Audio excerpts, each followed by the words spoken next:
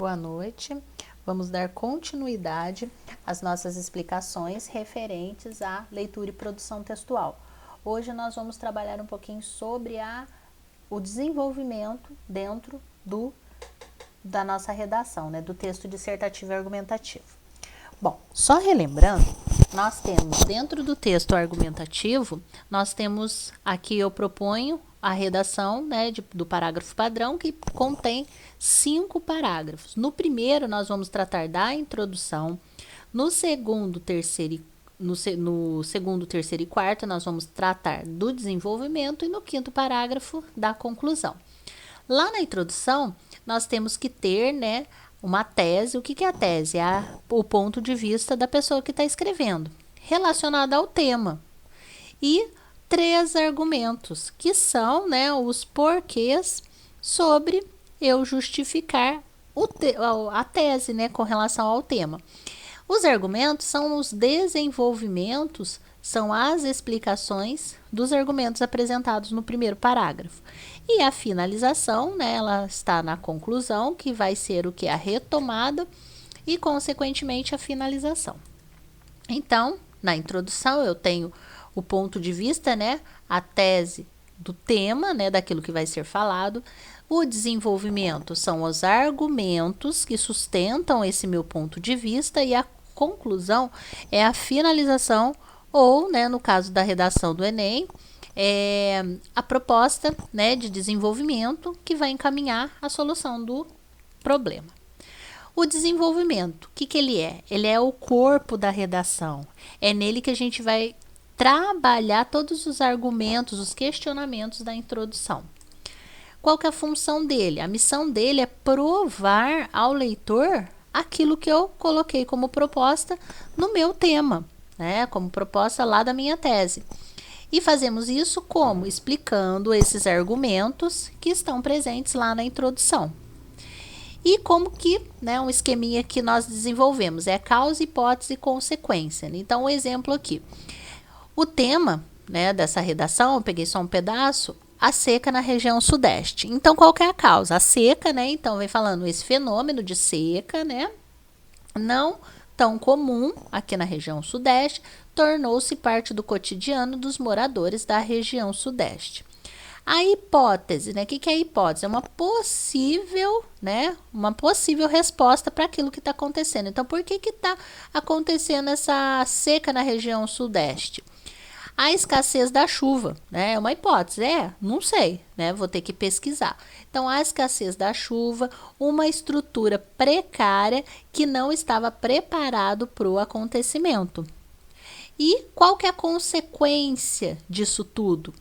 É a falta de conscientização das pessoas e do governo que vão fazer o quê? O estímulo à seca. Se a pessoa não se conscientizar, se a pessoa não requerer do governo elementos para poder conter essa seca, né, não no sentido natural, mas no sentido de economia de água, a queimada, evitar queimadas e assim por diante, vai diminuir bastante as causas da seca na região sudeste. Então, nesse elemento, né, nesse formato, ele vai fazer o quê? Essa ideia de causa, hipótese e consequência.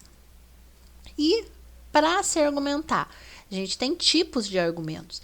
Então, os argumentos eles podem ser dispostos em argumentos de autoridade, de ilustração, pensamento lógico, de provas concretas e competência linguística. O argumento de autoridade é o quê? Eu vou fazer uma citação, só que nós devemos tomar muito cuidado com a citação, porque ela pode ser uma faca de 2 gumes. O que é isso? Às vezes eu cito e a citação não está casando com a minha redação. E também posso usar citações e colocar elementos errados, né? Citar elementos errados como autor, datas, próprias informações. Então, é um elemento importante? Sim, porém é perigoso. Então, tenha certeza daquilo que vai citar. Argumento de ilustração são exemplos. Então, lá no parágrafo anterior, nós colocamos elementos de quê? De exemplos. Foi dado o exemplo, né, no caso dos elementos da seca. argumentos de pensamento lógico. Eu vou trabalhar com a parte de ideias que vai tanto de dentro para fora, né, do interior para o exterior, ou o contrário, do exterior para o interior, né, do geral para o particular, do particular para o geral. Argumento de prova concreta, né? É utilizado uma lei, uma estatística, alguma pesquisa, algo comprovado cientificamente.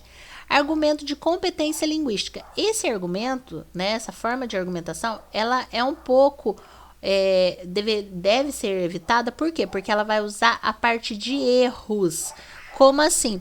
Eu vou trabalhar a parte de colocação de palavras da gíria, vou colocar elementos que são contrários, frases populares. Então, assim, é complicado porque algum examinador pode não gostar da abordagem linguística, então é bom se evitar. Mas existe esse tipo, né, de argumentação.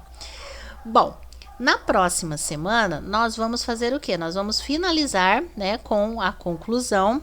E o que eu proponho para vocês como atividade? Vocês coloquei aqui 5 temas, que são os possíveis temas, né, que a rede social está veiculando com relação ao Enem.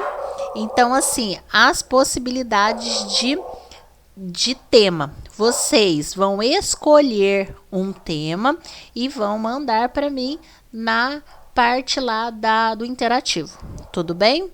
Então, por hoje, nós paramos por aqui. Na próxima semana, finalizamos com a parte da conclusão. Tudo bem? Eu agradeço a atenção de todos e tenham uma boa noite.